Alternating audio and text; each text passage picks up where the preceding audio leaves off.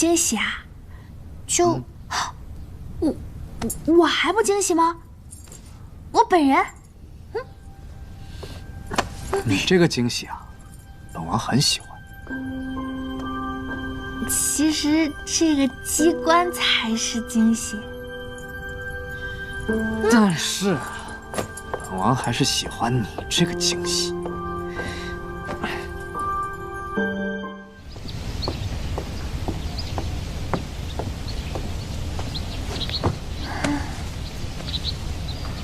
你将自己作为礼物送予本王，确实是本王收到的最好的礼物。昨天本来想送你一把剑的，可是没想到那剑鞘那么容易折损。不过那也是一时兴起，最重要的在这儿呢。这个玉佩是我爹送给我娘的定情信物，我爹说了，这个玉佩里承载了他们之间的点点滴滴。自我爹娘去世之后呢，我就一直把它带在身边，这么多年从未离身。这块玉可是皇家贡品，极其珍贵。不过因为当年一场意外，不小心磕坏一个角，我伯父找了最好的工匠也没有修好，所以这还是有一块缺陷。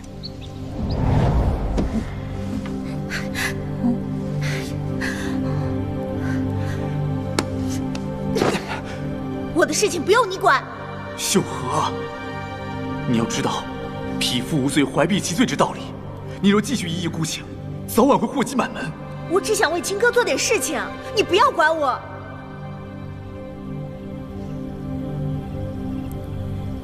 你不要后悔。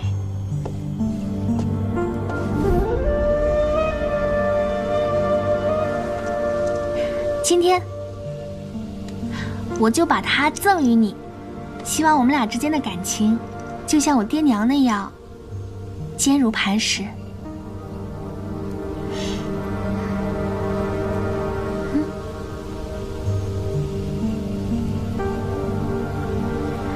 你不喜欢他？没有。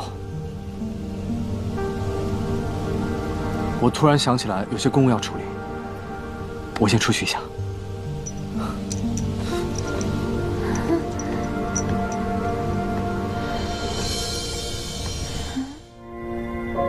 何事？我自幼与叔父在李家长大，得了李家许多照应。经常听到您说李家村被屠一事，李伯母当场惨死，可凶手至今仍然逍遥法外。你到底想说什么？李伯伯，我已查到当年屠村之人真正的身份。是谁？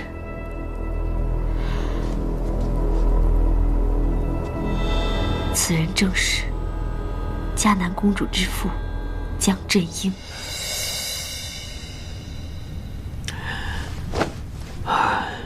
高妙容，已隔数年，我想你不必再对嘉南公主耿耿于怀了。李伯伯，你以为我只是想要破坏公主与信王的感情？没有任何证据，这不是污蔑是什么？那好，我为李伯伯引荐一人，见了他，所有的疑团自会解开。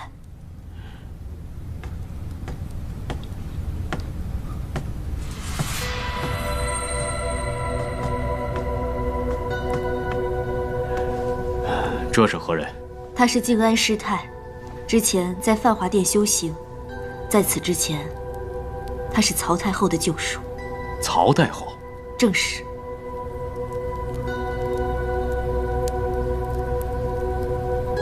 此事正是如此，我本不愿向任何人提起。今日之后，我便会离开皇宫。信不信由你，施主，请自便。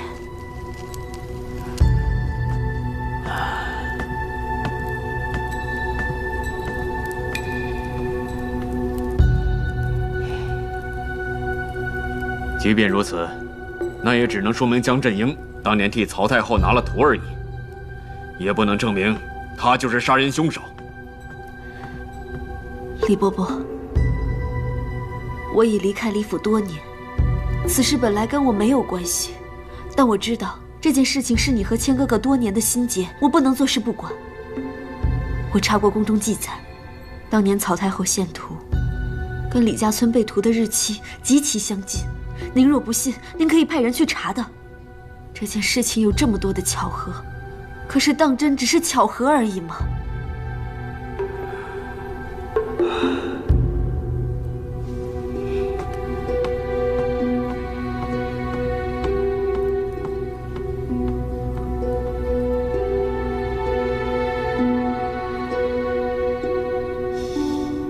报仇也好，报恩也罢，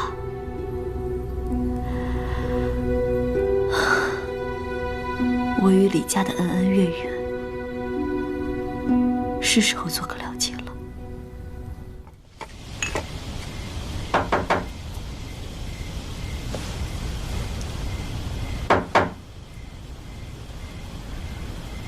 都2天了还没回来，李谦这个混蛋到底是怎么了？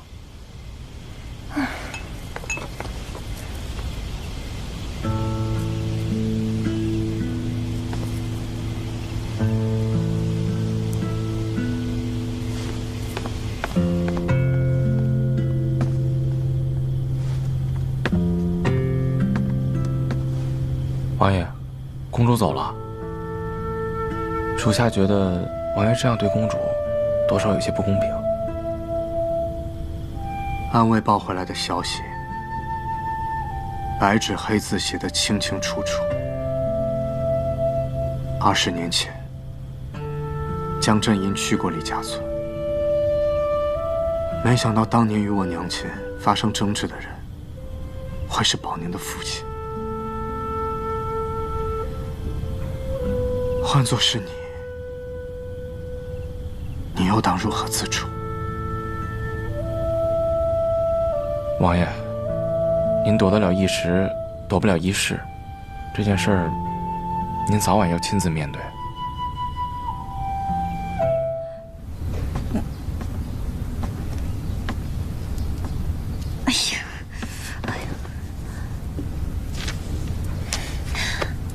你说吧。公主，其实也没什么，就是外面那些丫鬟婆子说闲话而已，不听也罢。既然这样，怎么会让你踌躇这么久？就是有人说，王爷这几天没回府，是去沁芳阁喝花酒了。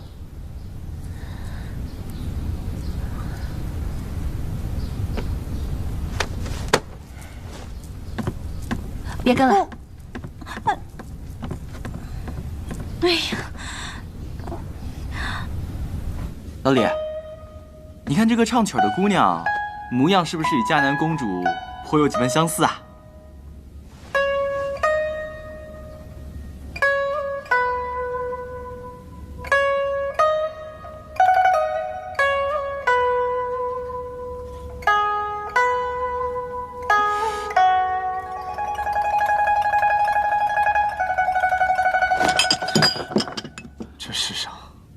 没人能和宝宁相比。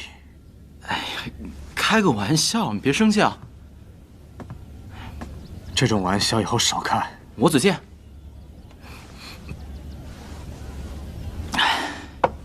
哎，你运气好，官位高升，前途似锦，未来等待你的是一片大好前程。我就惨了，这次回来整日被我爹逼着相亲，相的还尽是那些娇滴滴的高门贵女。我不是说高门贵女有什么不好啊，只不过成亲啊，需两情相悦。两个不认识的人强行被凑到一起，相处之后发现彼此并不合适，这往后的日子啊，才算是难熬啊。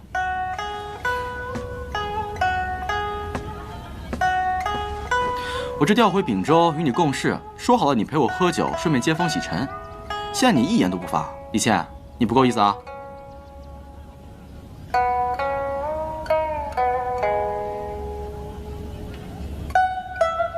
怎么了？心情不好？是不是几年不见，连兄弟情都没了？你一直都是我的好兄弟。既然是好兄弟，那就是用来倾吐苦水的。你一个人喝闷酒有什么意思呀？来，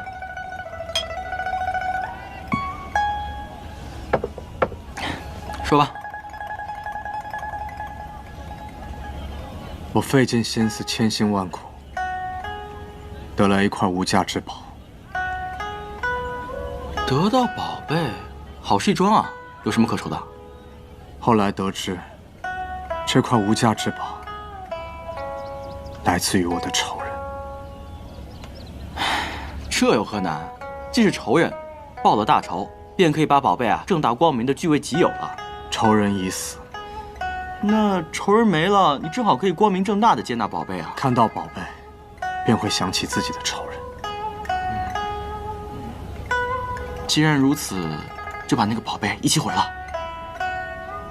舍不得。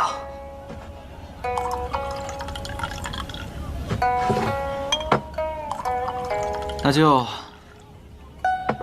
就放下仇恨，欣然接受。舍不得，放不下，更离不开。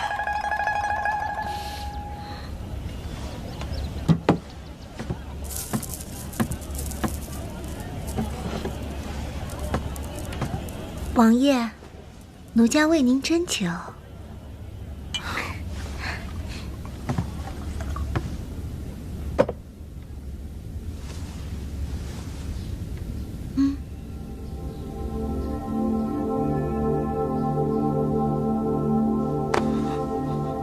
宝娘，你说我该怎么办？王爷。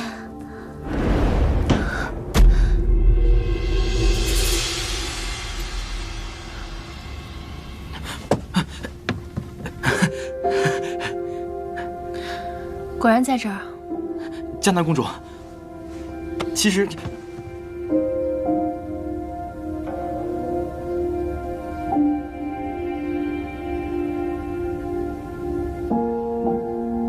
再又如何？王爷还喝吗？喝。王爷忙，不打扰了。哎，公主等等，你先别走。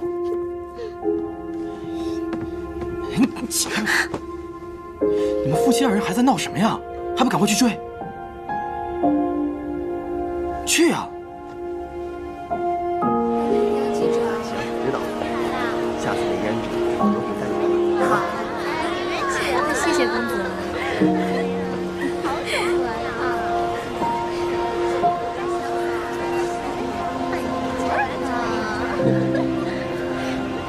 里边请。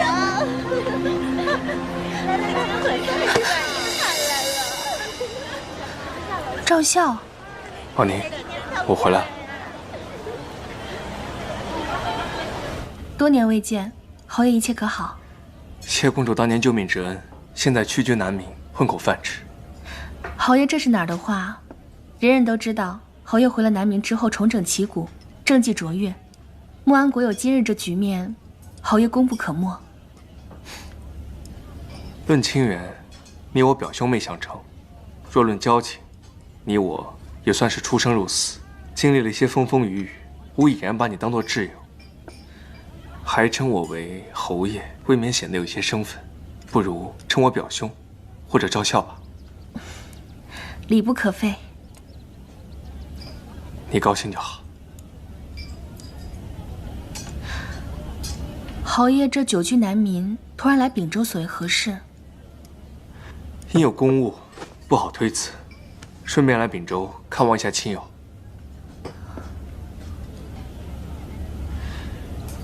伯宁，你心情不好吗？没有啊。每次你心情不好的时候，眼中都会露出忧色。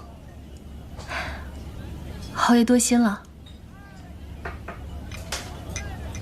好，你若不想说，那我便不勉强你。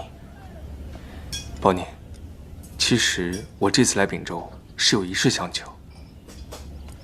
近些年水匪不断，给朝廷和百姓带来颇多危害。我南明在对抗水匪时，从不懈怠。前些日抓获了一批水匪，在受审时，一个水匪道士说道，当年他混进锦溪时，遇见了一个神兵利器。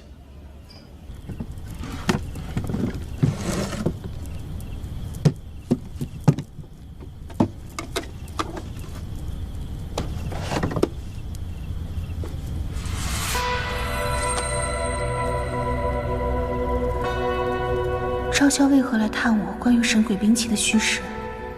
此事须得告诉李乾。这金大人也真是的，明知道您不能喝，还灌您这么多。王爷，借酒消愁，只会愁上加愁。酒呢？拿酒来！我这也是为您好啊，公主。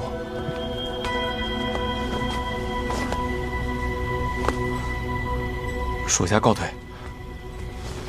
哎，哎，你在躲我？今日公务甚忙。公务甚忙，忙进了沁芳阁。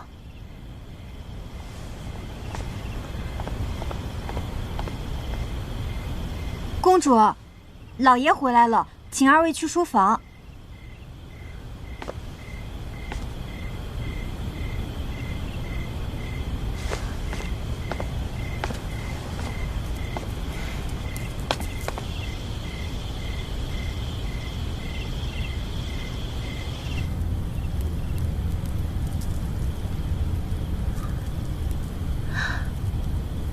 父亲，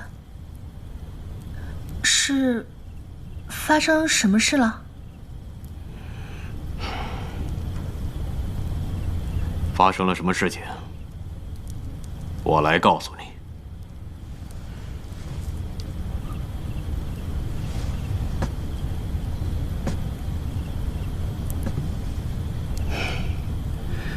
当年，我李家村数百人死于非命。谦儿的生母葬身火海。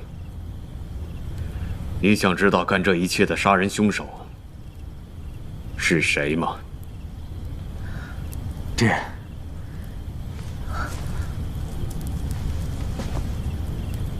怎么？你知道了事情的真相吗？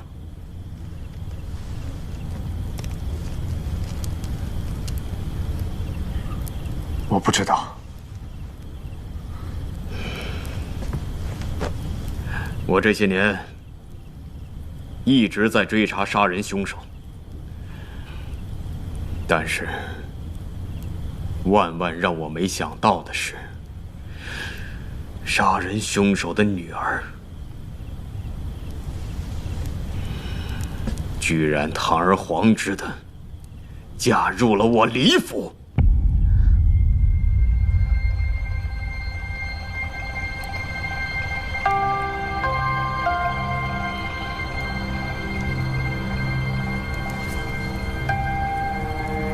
所以，你近日来对我避而不见，故意冷落，甚至去沁芳阁找歌女私产，就是因为你们怀疑我爹是凶手。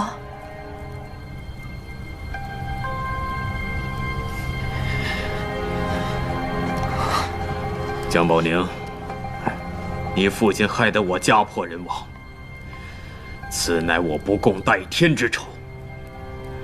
我李府断然是容不得你了。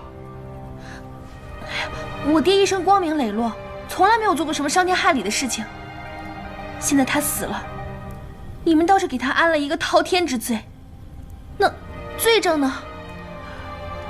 若是没有证据，我也不会千里迢迢的从都城跑到秉州来找你。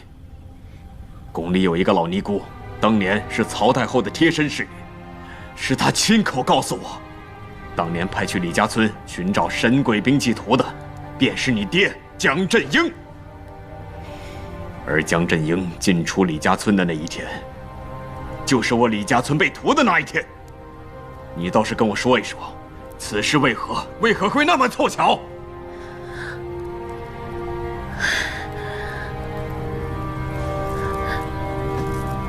以前，你也这样认为吗？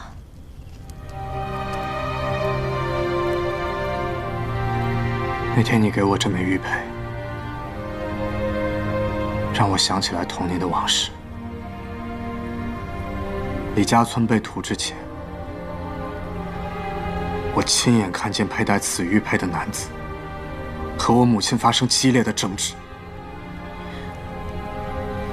而在那之后，我们李家村便遭逢了大难。所以你这段时间这样对我，就仅仅是因为这枚玉佩？就仅仅因为一枚玉佩，凭那个尼姑几句一面之词，你们就确定了我爹是凶手吗？现在所有的证据都指向了你爹，还有什么不清楚的吗？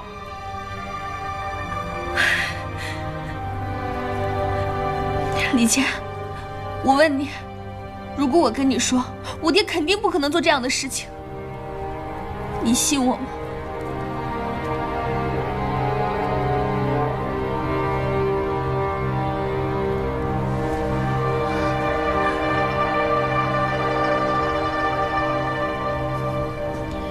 你说没杀便没杀吗？倩儿，死的可是你亲娘啊！这是我们的家丑，你现在断不可以再儿女情长。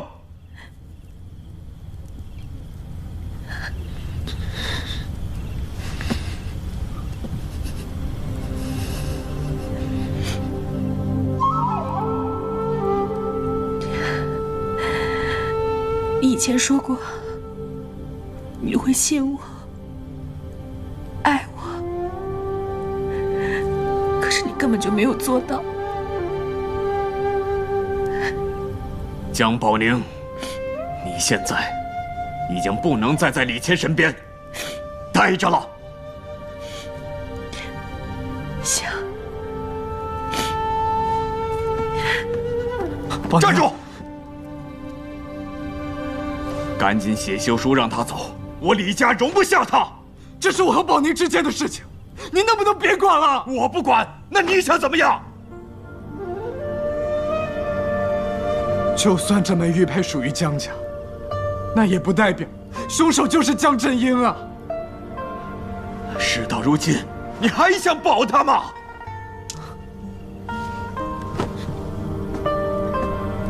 求父亲成全。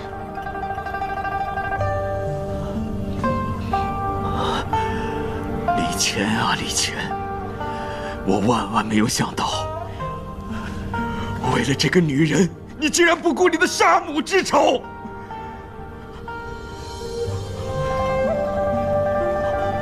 我真是没有你这个不孝的儿子！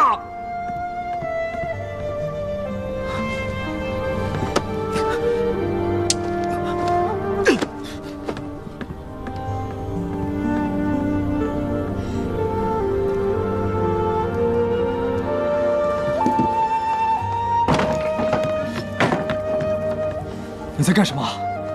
回都城。我不准你走。你既然笃定了我爹是杀你娘的凶手，面对杀人凶手的女儿，你不恨吗？我不让你走，我不让你走。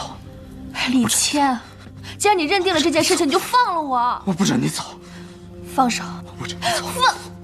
放手。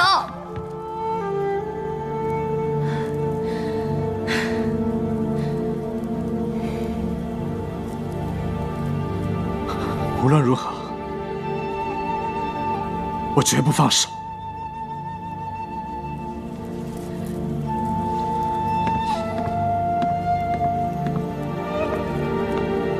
加派人手，守住门口。没有本王的命令，公主不得离开。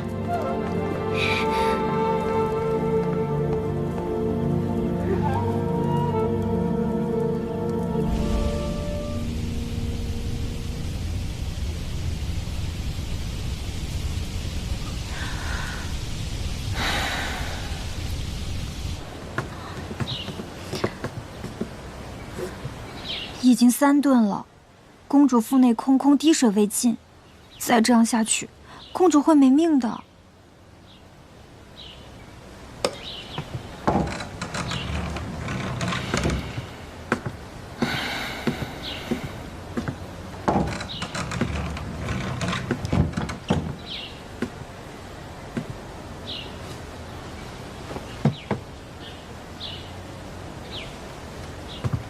吃点东西吧。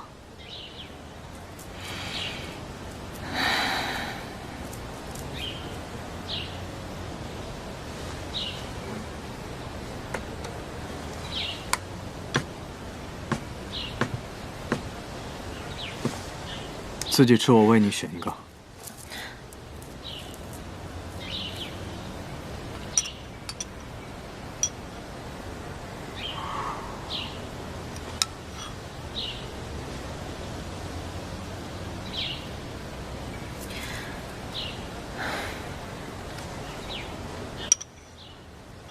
李谦，我问你，你到底信不信我？信不信我们江家？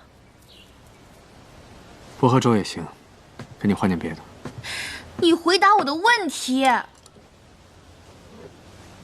先吃点东西吧，不吃的话对胃不好。你还是不相信我？你就因为一个玉佩，旁人的几句话，你就不信我，不信江家了？一块玉佩，旁人的几句话，在你眼里就如此轻巧吗？你可知道，那是我李氏上上下下几百条人命，那是我母亲的血海深仇，你知道吗？你父子2人笃定我爹屠村杀人，所以你把我留在这儿，是打定主意要慢慢折磨我，替你们李家报仇了。我恨你。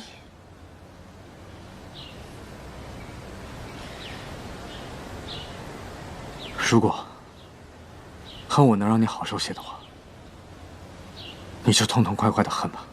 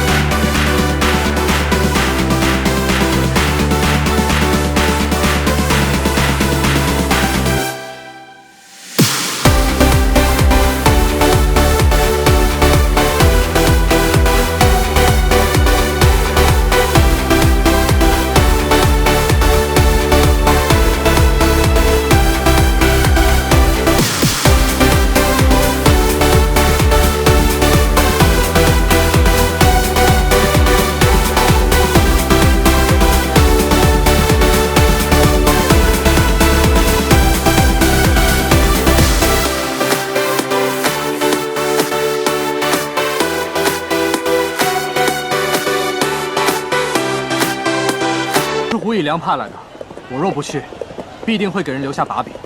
王爷，我怕这些人联合起来刁难你。老狐狸的惯用手段，到时候我自有办法应付。撤，撤！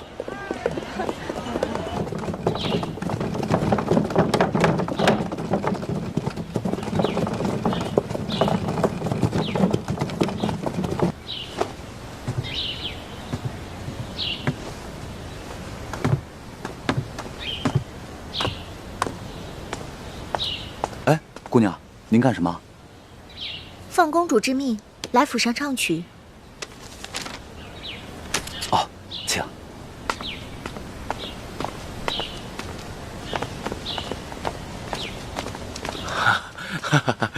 君克姑娘，公主可还满意？听了几首曲子，公主的心情已然大好。李管家，我和刘小满奉公主之命送姑娘出门。哎，好好。哎，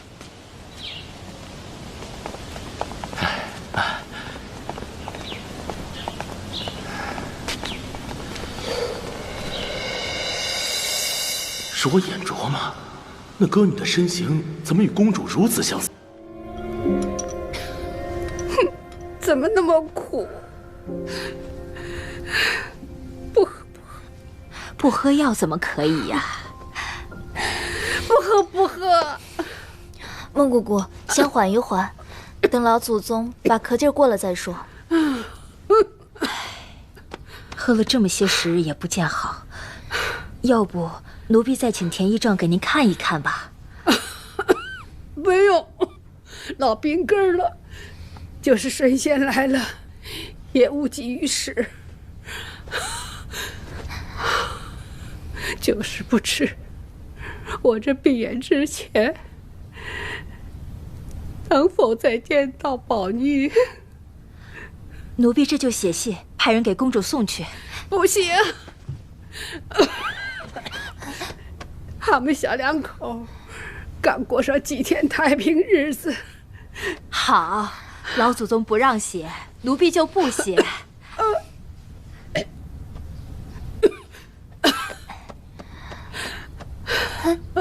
宝宁回来了。素素，你不要哄我，公主真的回来了。你们两个呀，外祖母，宝妮，宝妮，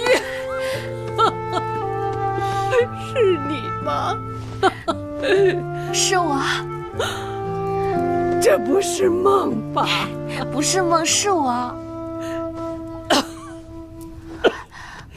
这怎么还生病了？无碍，小毛病。医生可看过了？看过了，也开了药方，正在调养。突然回来，怎么不派个人送个信进宫啊？我正想着给您惊喜呢，您倒好给我一惊吓。吃药了吗？这药呢？刚喝了一半。啊，把药拿来，我喝。好。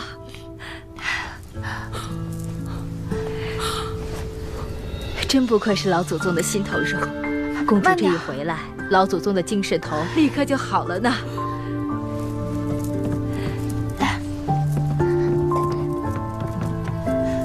你老实告诉我，这些年外祖母身体到底怎么样？时好时坏，难以判断。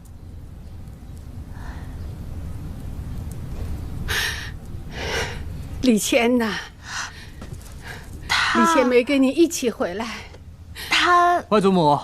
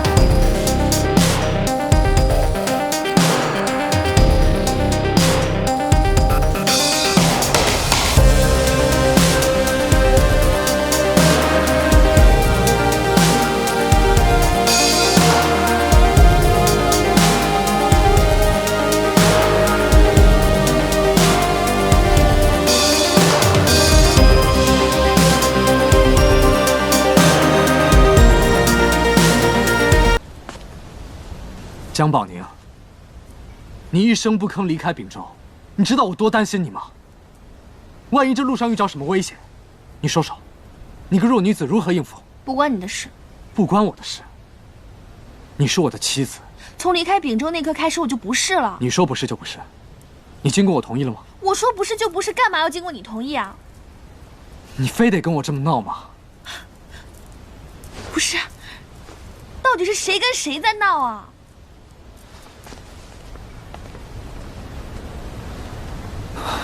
好好好，有什么事儿，咱们回家说。要回你自己回家。我。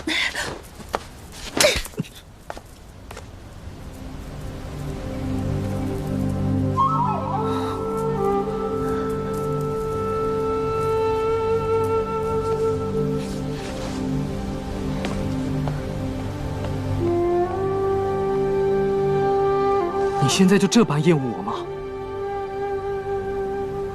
反正我们之间回不去了。等你气消之后，我再来见你。你别来了！我一定会来的。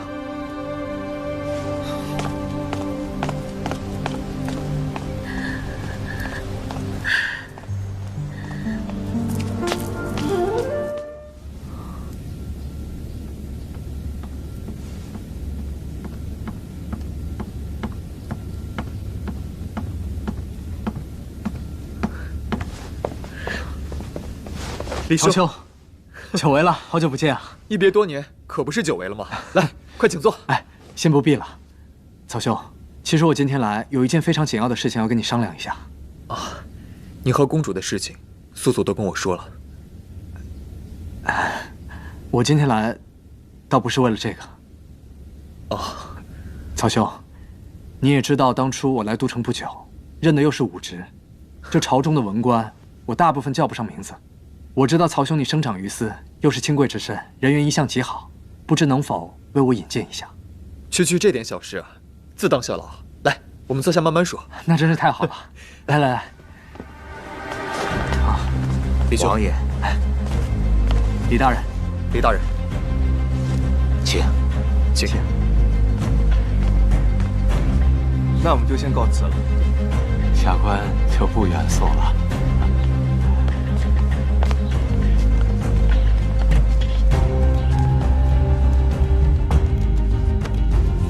杨大人，这从今往后还望多多指教。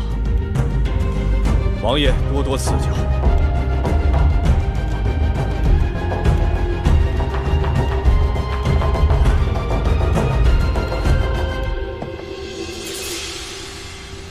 这些日子辛苦曹兄了。当初你们夫妇对我们诸多援手，我做这点事情总算得上辛苦了。二位都是安静的性子，想必日子过得还不错吧？也就这么平平淡淡的过吧。平平淡淡便是福，有多少人想求平淡而不得？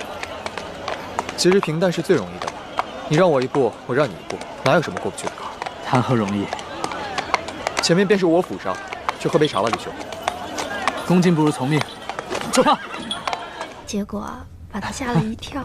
成龙竟还做过这样荒唐的事啊！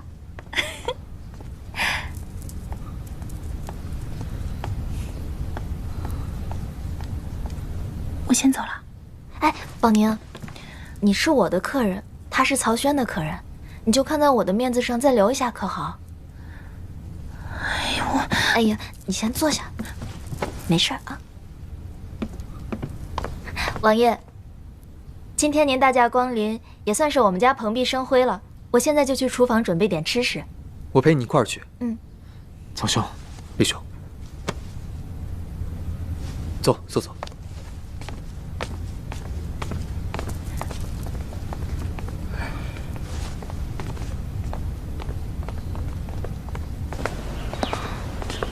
但愿他们能把事情好好说清楚。冰释前嫌。坐吧，素素。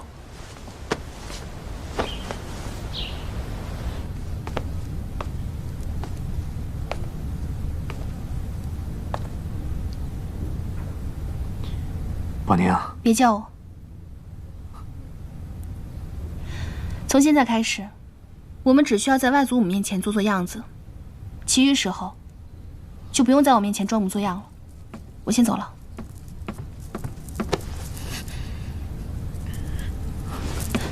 我爹不是你杀母仇人吗？拉拉扯扯做什么？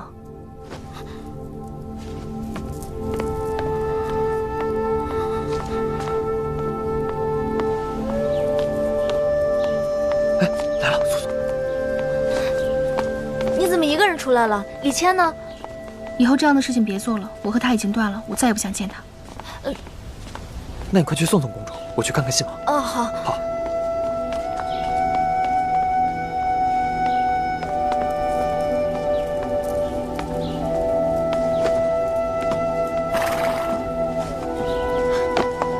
看来我来的正是时候。你怎么知道我在这儿？我去宫里没找见你，孟姑姑告诉我的。你现在要走吗？我送你吧。嗯。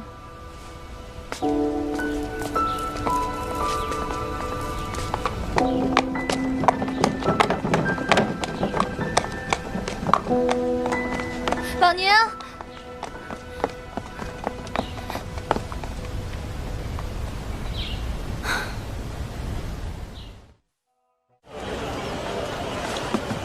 侯爷，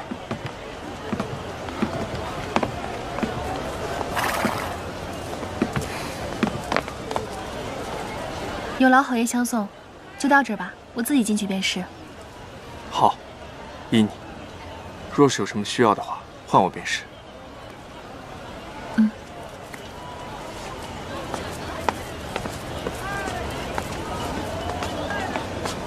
侯爷，这么好的机会，您不陪着公主进去吗？你懂什么？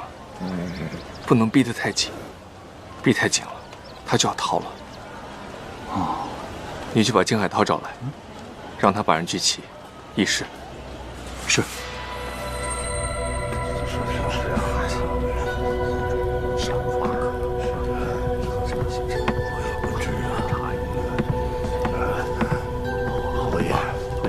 侯爷，侯爷，侯爷，诸位大人，快快请坐。好。信王李谦无诏入宫，且又对永庆国职守不公，居心叵测，实是我穆安国的隐患。诸位都深知，如今陛下年幼，本侯又是赵家宗室，理应为陛下分忧。今夜请诸位大人前来，就是想商议商议明日大朝会之事。本侯到底还年轻，还请诸位大人不吝赐教。侯爷，您太过自谦了。侯爷为了穆安国，鞠躬尽瘁，劳苦功高。依下官浅见，李谦为了追回妻室，没有奉诏就敢入宫，便是自寻死路。咱们只要在这一条重罪上参死了他，他便难以翻身。只怕嘉南公主不会善罢甘休。他们夫妻二人若联手，此事将很难办呐。这一点倒不用担心。不过信王李谦为人狡诈，城府深沉，就算嘉南公主不插手，只怕这一条罪名参不倒他。好在我们还有锦西众官绅的联名书，到时候不怕他不认栽。不错，想让李谦认栽，的确是不容易。像这会儿，不单是我们在这儿议事，他那头也并没有闲着。靖海侯此举一看就是针对信王。信王一旦倒下，便无人再能与他争锋。天子尚幼。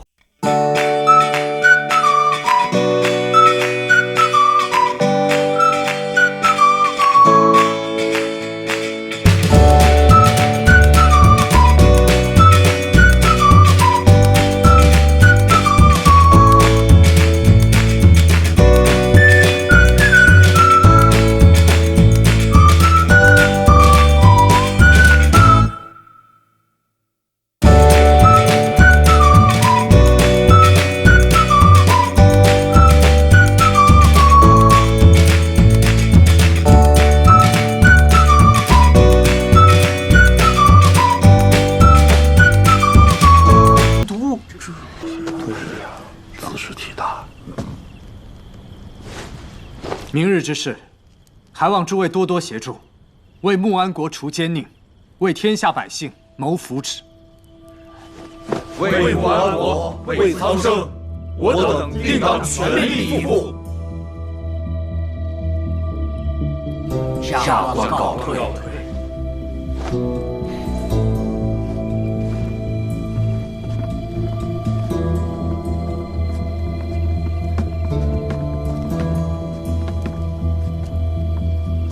其实我最担心的还是明日李谦的杀手锏。你是说太皇太后？不错。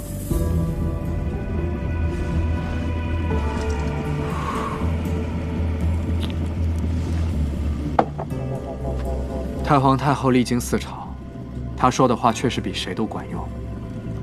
不过这些年来她身体抱恙，我不想让她太过于操劳了。况且，万一有什么闪失，保宁一定比谁都难过。原来你是为了公主，可如此一来，明日的朝会恐怕会更为艰难。难就难，我李谦什么时候怕过了？真有此事？千真万确，信王和靖海侯都已经紧锣密鼓了。快，让夫人准备官服备轿，我要进宫。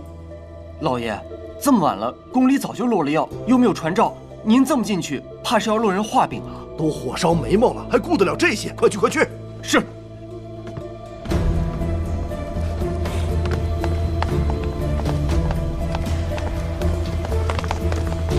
大人，皇宫重地，不得擅闯。本官有急事要求见嘉南公主。左大人，现在宫门早已落了药，您这会儿见公主，这不是让我俩为难吗？本官求见嘉南公主是有军国大事，此事若是耽搁，轻则人头落地，重则天下倾覆，你们担当得起吗？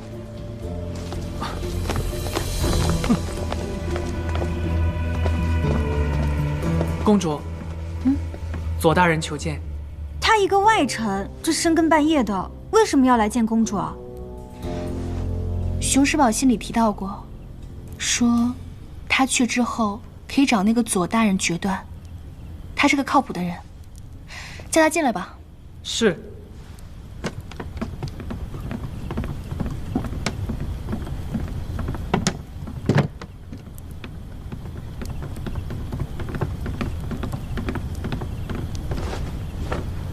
臣叩见公主，臣不顾礼仪漏夜前来，实在是有天大的急事。连日来，信王和靖海侯私下联络群臣，聚众密议。臣打听到消息，他们商议的竟是……左大人，我只是一个女子，前朝的事情也不太好掺和。公主，先帝遗旨命公主监国，国家大事公主怎能不管？当年的穆安国，若不是公主，早就危矣。如今的穆安国是公主保下的，明日之事也只有公主可以力挽狂澜。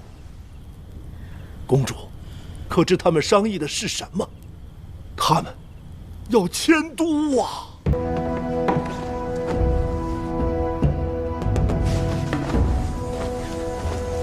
吾皇万岁！众卿平身。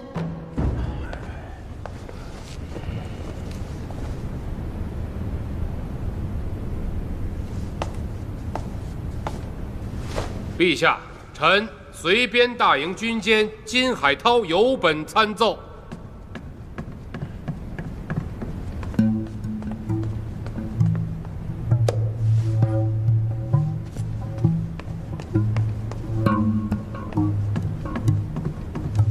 陛下，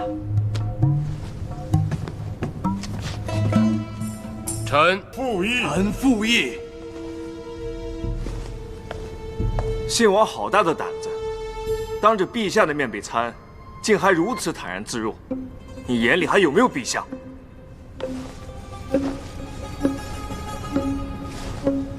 臣眼中只有陛下，只在乎陛下所言，其余宵小谗言，犹如蝇蚊扰耳。不听也罢。你无诏入宫，怎是谗言？各位大人口口声声说我无主，把公主气得独自，你什么意思？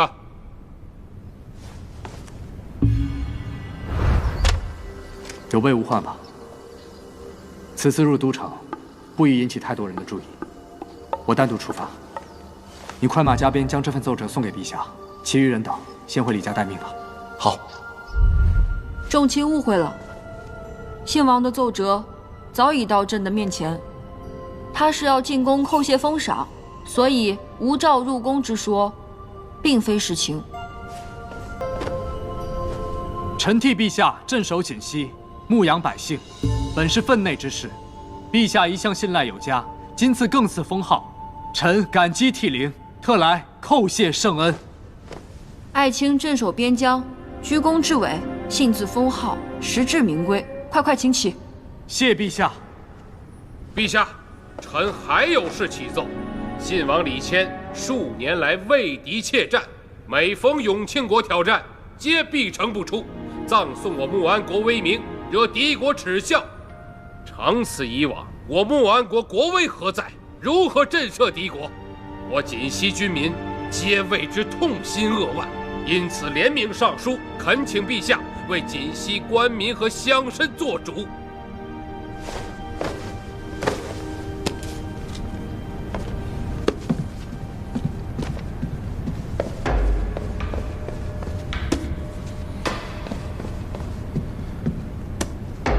在联名书上签字的，共计131人，上至四品大员，下至有德乡绅，无一不是恳切落笔，望陛下明鉴。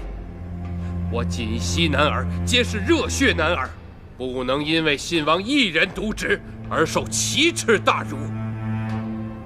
信王，你有何话说？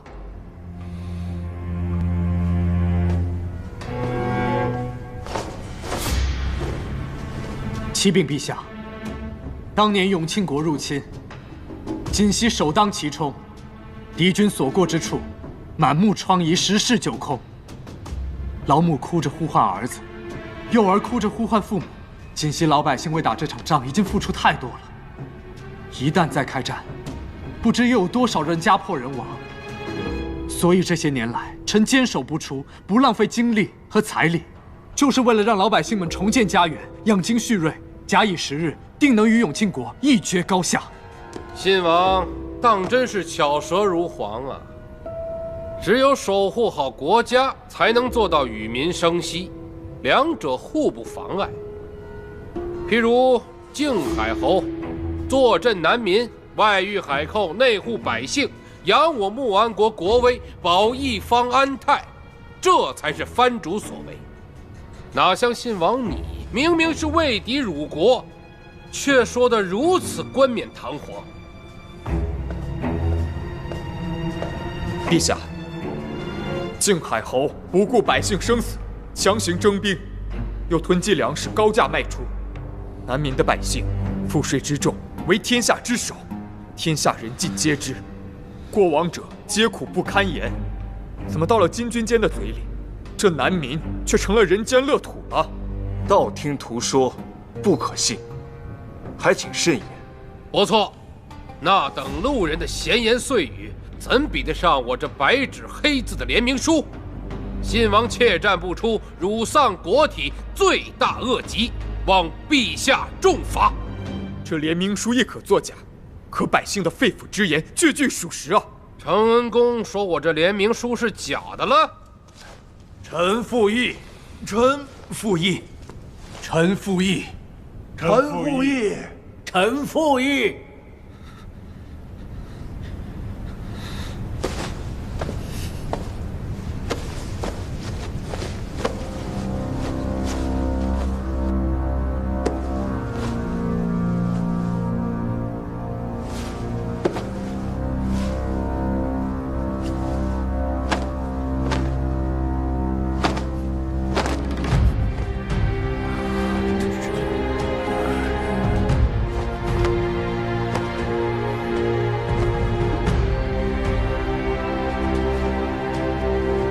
臣身上伤痕无数，身上的每一道伤，都是在战场上留下来的。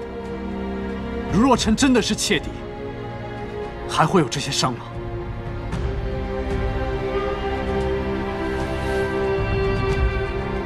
不知金军监敢不敢宽了衣裳，让大伙儿看看，你是如何身先士卒的？你这是军前失仪，还不快把衣裳穿上！临战对敌，不是靠耍嘴皮子；忠君爱国，也不是靠耍嘴皮子。我李谦是拿这条命来杀敌，是拿这条命来爱国的。我身上的每一道伤，都是我李谦的拳拳爱国之意。军前失仪是我的错，我认；窃敌入国之罪，我不认。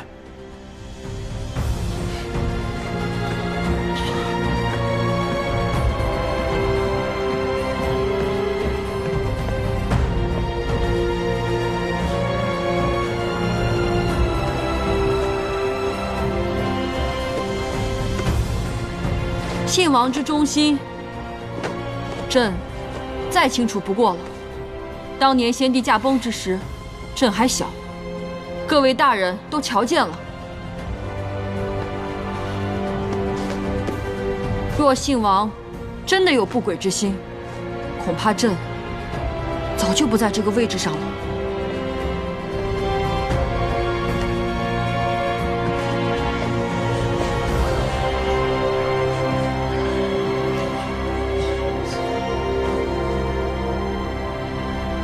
陛下，我这联名书，联名书之事，朕自会裁夺。若无他事，今日朝会到此为止。陛下，老臣有本启奏。老翰林，请讲。陛下，今年上半年江南连日暴雨，已经发生了2次大水灾，朝廷罢免了2名总管。8月，江南的漕运河畔又被洪水冲垮了，漕运暂时停止，而黄河关中段却没有修好，漕运一停，粮价一度飙升，如今1斗米已经卖了30两银子，当地许多人被迫北迁或南下，流民满地呀。王翰林，